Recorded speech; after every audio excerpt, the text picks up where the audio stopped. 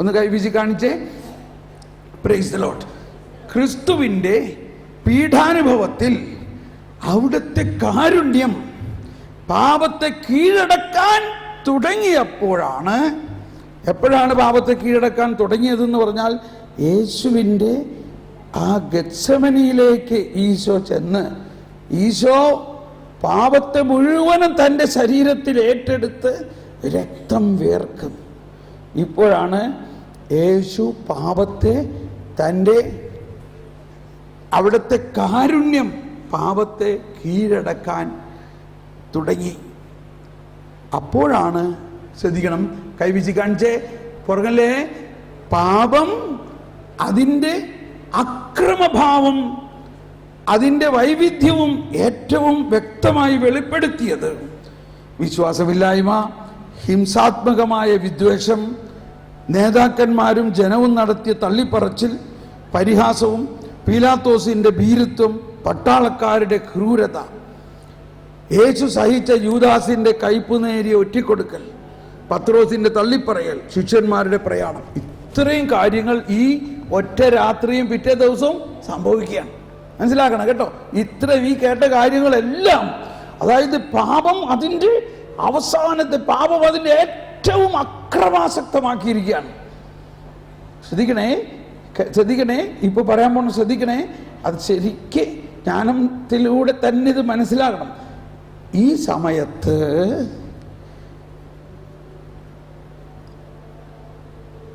അന്ധകാരത്തിൻ്റെ,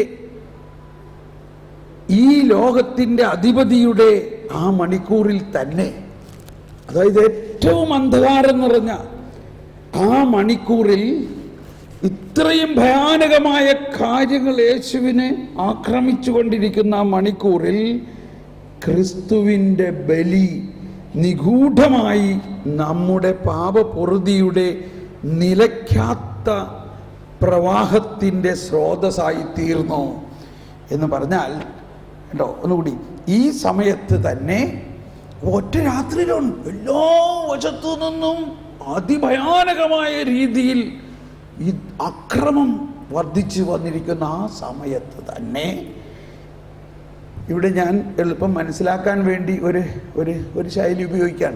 അതായത് കുഞ്ഞാടിൻ്റെ ബലിയാണ് പണ്ട് നടത്തിയിരുന്നത്, കുഞ്ഞാടിനെ ബലിയർപ്പിക്കുക. എന്നാൽ ഇപ്പോൾ യേശു ആരാണ്? യേശുവാണ് ആ കുഞ്ഞാട്. അപ്പൊ ആ കുഞ്ഞാടിനെ അടിച്ച് കറുത്ത് അരച്ച് കൊന്ന് ബലി വസ്തുവാക്കി വെച്ചുമ്പോഴാണല്ലേ കുഞ്ഞാടിന്റെ ബലി, ഇല്ലേ? എന്ന പോലെ യേശു ഒരു പെസഹ കുഞ്ഞാടായി യേശു തന്നെ മുറിപ്പെടുത്തി അറുത്ത് രക്തം ചിന്തി അവിടെ വെക്കാൻ പോവുകയാണ് കേട്ടോ, അവിടെ വെക്കാൻ പോവുകയാണ്. പക്ഷെ ഇത് ആര് ചെയ്യൂത്? ഇത് ചെയ്യാൻ കുറെ ആൾക്കാർ വേണ്ടേ? ഇത് ചെയ്യാൻ കർത്താവ് എന്ത് ചെയ്തു? ഈ അക്രമം ചെയ്തവരെല്ലാവരെയും അവർ വിചാരിച്ചു അവർ യേശുവിനെ ആക്രമിച്ചു, യേശുവിനെ കൊന്നു എന്ന് വിചാരിച്ചു. പക്ഷെ യേശു എന്ത് ചെയ്തു? അങ്ങനെ അവരെ കൊണ്ട് തന്നെ കൊല്ലിച്ച് താൻ അത് ബലിയായി അർപ്പിച്ചപ്പോൾ ആ ബലിയിലൂടെ നിഗൂഢമായി കരുണ അവരിലേക്കും ലോകം മുഴുവനിലേക്കും ഒഴുകി. ഇത് ഇത്തിരി ബുദ്ധിമുട്ടുണ്ട് മനസ്സിലാക്കാൻ, പക്ഷെ ജ്ഞാനത്തിന് വേണ്ടി പ്രാർത്ഥിച്ചോ മനസ്സിലാവും. ഇങ്ങനെയാണ് കരുണ പ്രവഹിച്ചത്. ഇനി എന്താ സംഭവിക്കുന്നത്? നമ്മളെല്ലാവരും ആ യേശുവിൻ്റെ ശാഖയാണ്. ആ യേശുവിൻ്റെ ശാഖയായതുകൊണ്ട് നമ്മളിലും ഇതേ പ്രവർത്തനം നടക്കുകയാണ്. നമ്മൾ ചെയ്യാത്ത കുറ്റത്തിന് നമ്മളെ അവഹേളിക്കുന്നു, നമ്മളെ വഞ്ചിക്കുന്നു. ചിലര് നമ്മളെ അവഹേളിക്കുന്നു, നമ്മളെ പീഡിപ്പിക്കുന്നു, ചിലർ നമ്മളെക്കുറിച്ച് പരദൂഷണം പറയുന്നു. ഇതെല്ലാം സംഭവിക്കുമ്പോൾ നമ്മൾ മനസ്സിലാക്കണം, ഇപ്പോൾ ഞാൻ യഥാർത്ഥമായിട്ട് ഈശോയുമായിട്ട് ഒന്നാകുന്നു. അതുകൊണ്ട് ഈ സംഭവത്തിൽ പ്രവർത്തിച്ച കരുണ എന്നിലൊഴുകണം. അപ്പോൾ ഉടനെ ഒഴുകുന്നത്. ഇപ്പോൾ മനസ്സിലായി എന്തുകൊണ്ടാണ് നമുക്ക് ഒരു കാരണമില്ലാണ്ട് ഒരുപാട് പ്രശ്നങ്ങൾ. നമ്മുടെ അടുത്ത സുഹൃത്ത് തന്നെ നമ്മളെ വഞ്ചിച്ചിരിക്കുന്നു. ഇതെല്ലാം ഉണ്ടാകുന്നത് ഈ കരുണയുടെ പ്രവർത്തനമാണ്. ഇതൊന്നും ഇല്ലാതിരിക്കുമ്പോൾ ഒരാളോട് കരുണ കാണിക്കാനുണ്ടോ? ഇതൊന്നും ഇല്ലാതിരിക്കുമ്പോൾ ഒരാളോട് കരുണ കാണിക്കാനുണ്ടോ? അത് കരുണയല്ല. കരുണയെന്ന് പറയുന്നത് ഈ യൂദാസ് അന്ത്യത്താഴത്തിൽ വന്നിരിക്കുകയാണ്. യൂദാസിനോട് ഈശോ പറയാണ്, സ്നേഹിത വരുവിൻ, ഈ താലത്തിൽ നമുക്ക് ഒരുമിച്ച് ഭക്ഷണം കഴിക്കാം. കരുണയാണ്. എന്താ ഉള്ളിൽ കാണുന്നത്? യൂദാസ് ഇന്ന് രാത്രി എന്നെ ഒറ്റിക്കൊടുക്കും എന്ന് അറിഞ്ഞുകൊണ്ടാണ് യൂദാസിനെ സ്നേഹിക്കുന്നത്. അതാണ് കരുണ. അപ്പോൾ അങ്ങനെ നമ്മളിലുള്ള ഫരിസേയ സ്വഭാവത്തിൻ്റെ ഒരു വശം എന്ന് പറയുന്നത് ഈ കരുണയ്ക്ക് എതിരാണെന്ന് നമ്മൾ മനസ്സിലാക്കണം. അതോടൊപ്പം യേശുവിൻ്റെ ഹൃദയം നമ്മളിലുള്ള ഈ ഫരിസേയനെ പോലും മാനസാന്തരപ്പെടുത്തുന്ന ശക്തിയാണ്. അതിനാണ് നമ്മൾ വീണ്ടും ജനനം എന്ന് പറയുന്നത്. അപ്പോൾ ഫരിസേയ സ്വഭാവത്തിൻ്റെ രണ്ടാമത്തെ വശം യേശുവിലുള്ള വിശ്വാസം ഉണ്ടായിരിക്കെ, ഇന്നത്തെ നമ്മുടെ അവസ്ഥയിൽ യേശുവിൽ നമ്മൾ വിശ്വസിക്കുന്നു, എന്നിരുന്നാലും മറ്റുള്ളവരെ നമ്മൾ നോക്കുമ്പോൾ ഈ പ്രമാണങ്ങളുടെ അടിസ്ഥാനത്തിലാണ് നോക്കണേ. അവൻ ചെയ്യണം ശരിയല്ല, കണ്ടോ, അവൻ തെറ്റാ ചെയ്യണം, അവൻ്റെ കൂടെ പോകരുത്, ആ പെണ്ണ് പെശകാണ്, അവളോട് സംസാരിക്കരുത്, അവരെ വീട്ടിൽ പോകരുത്. ഇപ്പം നമ്മൾക്ക് എന്താണ് ഫരിസേയ സ്വഭാവത്തിൻ്റെ മറ്റൊരു അവസ്ഥ? ഫരിസേയർ എന്ത് ചെയ്യും? ആരെങ്കിലും ഒരു തെറ്റ് ചെയ്യണ കണ്ടാൽ ഉടനെ അതിനെക്കുറിച്ച് അന്വേഷിക്കണം, ഉടനെ അത് നാലാളോട് പറയണം, എന്നിട്ട് അവരെ അവഹേളിക്കണം, വേണ്ടി വന്നാൽ കല്ലെറിയണം. ഇവിടെ നല്ലൊരു മോഡൽ ഔസേപ്പിതാവാണ്. ഔസേപ്പിതാവ് ഷോക്കടിച്ച പോലെയാ. താൻ കല്യാണം കഴിക്കാൻ പോണ പെണ്ണ് ഗർഭിണിയായിരിക്കണം. ഒന്ന് ആലോചിച്ച് നോക്കി, എന്തായിരിക്കും അദ്ദേഹത്തിൻ്റെ അവസ്ഥ? ഔസേപ്പ് ഒരു യഹൂദനാണല്ലോ. യഹൂദ നിയമം അനുസരിച്ച് എന്ത് ചെയ്യണം? ഇപ്പോൾ പറയും. മറിയവും യഹൂദയാണ്. പക്ഷേ എന്താ അവിടെ എഴുതിയിരിക്കുന്നത്? മത്തായി 1:19 പറയുന്നത് എന്താ? മത്തായി 1:19 ഒന്ന് വായിക്കാം. അവളുടെ ഭർത്താവായ ജോസഫ് നീതിമാനാകയാലും. കണ്ടോ, ഒറ്റ വാക്ക്, അവളുടെ ഭർത്താവായ ജോസഫ്, എല്ലാവരും കരമുയർത്തി, നീതിമാനാകയാലും അവളെ അപമാനിതയാക്കാൻ ഇഷ്ടപ്പെടായികയാലും അവളെ രഹസ്യമായി ഉപേക്ഷിക്കാൻ തീരുമാനിച്ചു. ഇതാണ് പഴയ നിയമവും പുതിയ നിയമത്തിൻ്റെയും തമ്മിലുള്ള വലിയ ഒരു വ്യത്യാസം.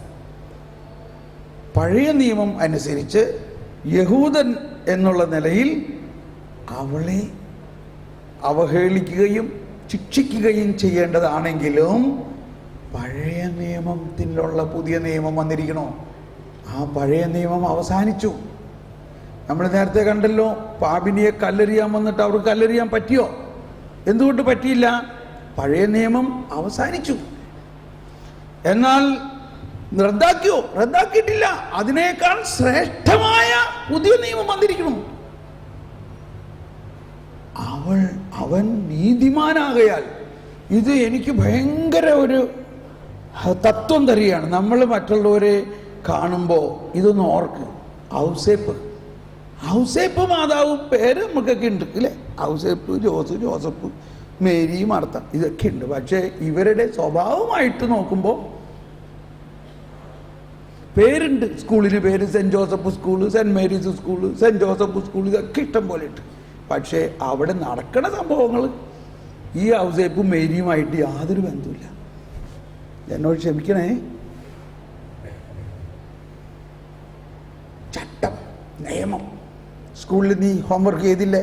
Out, get out. അതോടുകൂടി ആ കൊച്ചിൻ്റെ ജീവിതത്തിൽ ഇനി കരുണ എന്തെന്നുള്ളത് ഒരിക്കലും മനസ്സിലാവില്ല. ഇപ്പം ഞാനും ചെറുപ്പം മുതലേ ഈ ഏതേൻ തോട്ടത്തിൽ നിന്ന് നമ്മളെ പുറത്താക്കി എന്നാണ് വിചാരിച്ചത്. എന്തുകൊണ്ടാണ്?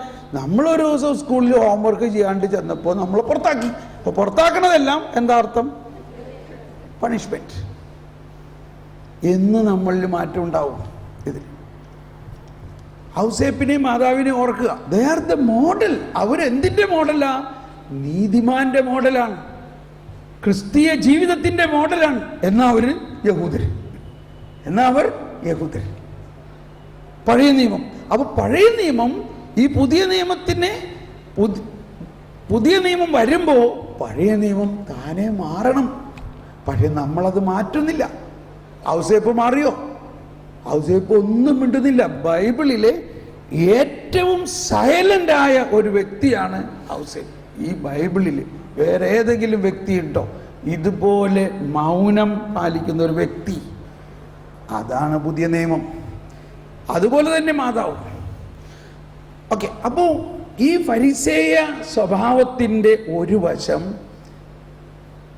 അല്ലെങ്കിൽ അതിൻ്റെ ഔസേപ്പ് മിണ്ടുന്നില്ല ആരോടും, ദൈവത്തിനോട് പറയുന്നുണ്ട്. അന്ന് രാത്രി ദൈവം ഔസേപ്പിന് അത് മനസ്സിലാക്കി കൊടുത്തു.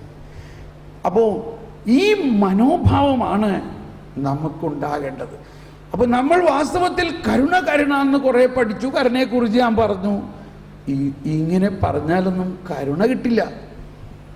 കരുണ കിട്ടണമെങ്കിൽ അടിസ്ഥാനപരമായ ഒരു വിശ്വാസം ദൈവം കർത്താവ് ഈശോ മിശിഹായിലൂടെ കരുണ നമുക്ക് തന്നു കഴിഞ്ഞിരിക്കുന്നു എന്നും, എന്നാൽ അതോടൊപ്പം നമ്മളിലുള്ള പഴയ മനുഷ്യനായ ഫരിസേയൻ ഇപ്പോഴും നിൽക്കുന്നു. ഈ അർത്ഥത്തിലാണ് ഈശോയുടെ ഈ പുതിയ നിയമം മുഴുവനും നീങ്ങുന്നത്. ഈശോ പറഞ്ഞു വളരെ എളുപ്പം മനസ്സിലാവണം. ചേച്ചിമാർക്ക് എളുപ്പം മനസ്സിലാവും, ചേട്ടന്മാർക്ക് മനസ്സിലാവണം. രണ്ട് തരത്തിലും ഉപമയെ പറഞ്ഞു. ചേച്ചിമാർക്ക് മനസ്സിലാവുന്നത് ഇതാണ്: ഒരു പുതിയ സാരി മേടിച്ചാൽ അതിൽ നിന്നൊരു കഷ്ണം മുറിച്ച് പഴയ സാരിയിൽ വെച്ച് കെട്ടുവോ? ഇത് ചേട്ടന്മാർക്ക് അധികം മനസ്സിലാവില്ല. അവർക്ക് മനസ്സിലാകാൻ വേണ്ടി കർത്താവ് വേറെ ഉപമ പറയാണ്. എന്താ പറയണത്? പുതിയ വീഞ്ഞ് പഴയ തോൽക്കൂടത്തിൽ. കണ്ടോ കർത്താവിൻ്റെ പരിപാടി നോക്കി. എളുപ്പം മനസ്സിലായി. നമുക്ക് ചേച്ചിമാർക്ക് വീഞ്ഞ് തോൽക്കൂടൊന്നും ശരിക്കും മനസ്സിലാവില്ല, അവർക്ക് ശരിക്കും മനസ്സിലായി. അപ്പോൾ ഇസ്രായേലിൻ്റെ അവസ്ഥ എന്ന് പറഞ്ഞു കഴിഞ്ഞാൽ അവിടെ മുന്തിരിത്തോട്ടം, വീഞ്ഞ്, ആട്, ഇതാണ് അവിടുത്തെ പ്രധാന പരിപാടി. അതുകൊണ്ട് എല്ലാ ഉപമകളിലും ഇതുണ്ടാവും. അതുകൊണ്ട് വളരെ ശ്രദ്ധിക്കണം അതിൻ്റെ പശ്ചാത്തലം. എല്ലാവരും വീഞ്ഞ് കുടിക്കും, പക്ഷെ അത് കുടിക്കുന്നതിനൊരു ചട്ടമുണ്ട്. ചുമ്മാ കുടിക്കുകയല്ല, പുതിയത് കുടിച്ചിട്ടേ പിന്നെ പഴയത് കുടിക്കുള്ളൂ. സാധാരണഗതിയിൽ പുതിയ വീഞ്ഞ് ആരും പഴയ തോൽക്കുടത്തിൽ ഒഴിച്ച് വെക്കാറില്ല. പഴയ തോൽക്കുടത്തിൽ ഒഴിച്ചു വെച്ചാൽ തോൽക്കുടം പൊട്ടും, വീഞ്ഞും പോകും. ഇത് അവിടുത്തെ സാധാരണ. അതുകൊണ്ട് ആരും അങ്ങനെ ചെയ്യാറില്ല. ഏതുപോലെ പുതിയ സാരി മേടിച്ച, ഞാൻ കണ്ടിട്ടുണ്ട് നമ്മളുടെ വീട്ടുകാരൊക്കെ സാരി മേടിച്ച അതിൻ്റെ ഒരു നൂല് പോലും നമ്മളിങ്ങനെ വലിച്ചെടുക്കില്ല. ആ ഒരു നൂല് ഇങ്ങോട്ട് വലിച്ചാൽ എന്ത് സംഭവിക്കും? ആ സാരി മുഴുവനും ചുക്കിച്ചുള്ളില്ലേ? പുതിയ സാരി മേടിച്ചാൽ അതിൽ നിന്നും ഒരു കഷ്ണം മുറിച്ച് ആരും പഴയതിലേച്ചു കെട്ടാറില്ല. ഇത്രയ്ക്ക് മനോഹരമാണ് പുതിയത്. പുതിയത് കിട്ടിയാൽ പഴയതങ്ങ് മാറ്റി പുതിയത് കൊടുക്കണ്ടേ? പുതിയ തോൽക്കുടത്തിൽ പുതിയ വീഞ്ഞ് കിട്ടിയാൽ തോൽക്കുടം പുതിയതുണ്ടാക്കണം. അതായത് നമ്മളിലുള്ള പഴയ തോൽക്കുടമാകുന്ന ഫരിസേയനെ ഉരിഞ്ഞു മാറ്റണം എന്നാണ് അതിൻ്റെ അർത്ഥം. എന്നിട്ട് അതിൻ്റെ അവസാനം ഈശോ സൂത്രത്തിലൊരു കാര്യം പറഞ്ഞിട്ടുണ്ട്. അതാരും പറയാത്തൊരു വചനമാണ്.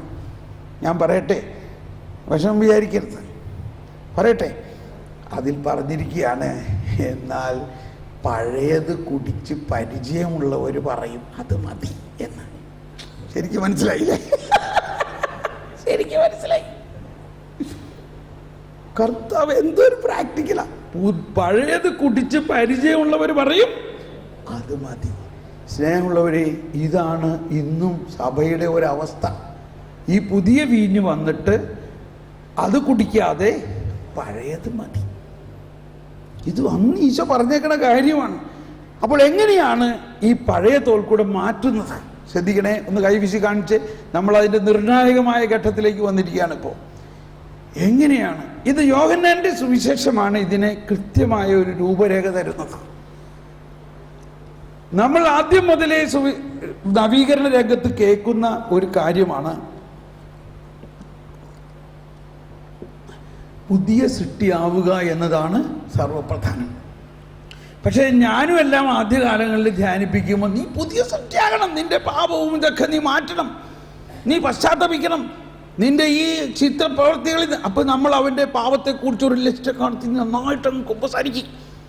പക്ഷെ അതൊന്നുമല്ല ഈ പുതിയ സൃഷ്ടിയാകുക എന്ന് പറഞ്ഞാൽ. പുതിയ സൃഷ്ടിയാകുക എന്ന് പറഞ്ഞാൽ പാപം മാറ്റണതല്ല, ഫരിസേയനെ മാറ്റണതാണ്.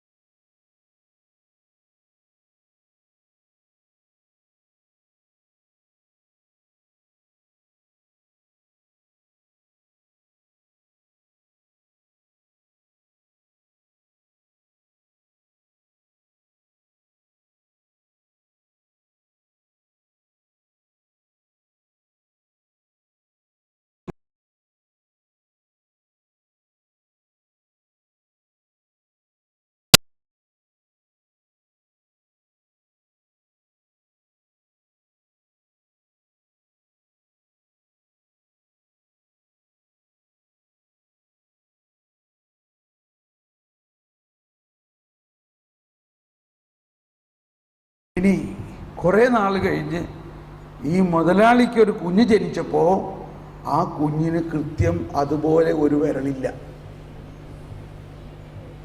പൂർവശാപത്തിൻ്റെ കൃത്യം കണക്കായി എന്ന് പറയാം അല്ലേ? ഇങ്ങനെയുള്ളതിനെയാണ് നമ്മൾ കണക്കാക്കുന്നത്.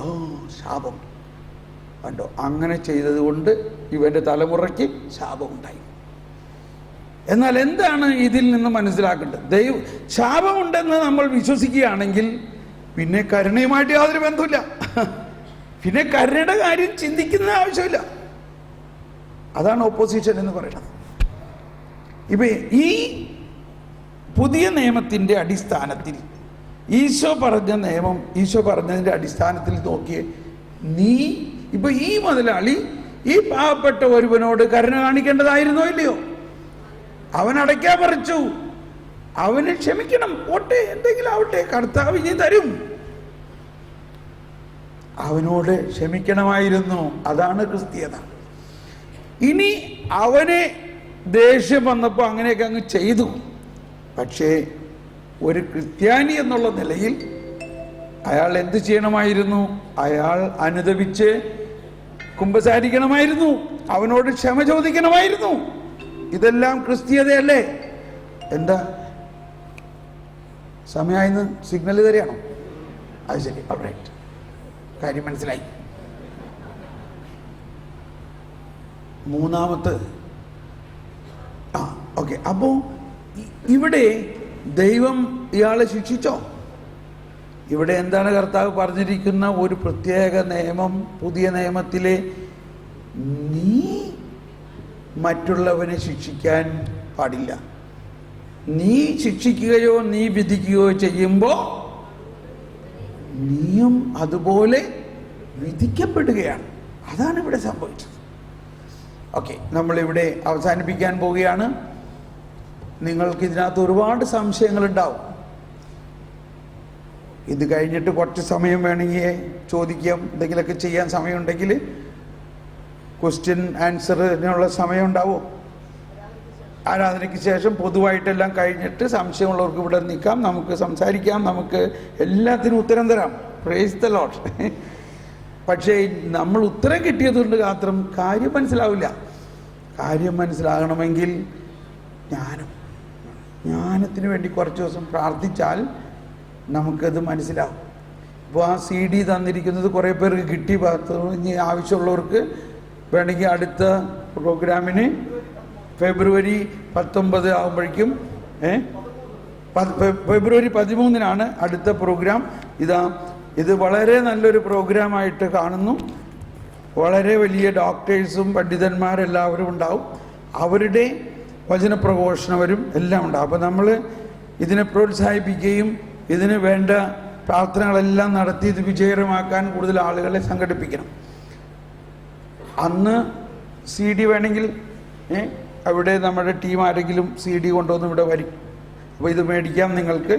അത് വളരെ ചീപ്പായിട്ട് തരുന്നത് നിങ്ങൾ കൂടുതൽ പേർക്ക്. ആ ഒരു CD-യിൽ 7 ദിവസത്തെ മുഴുവൻ ധ്യാനമുണ്ട്. മനസ്സിലായ?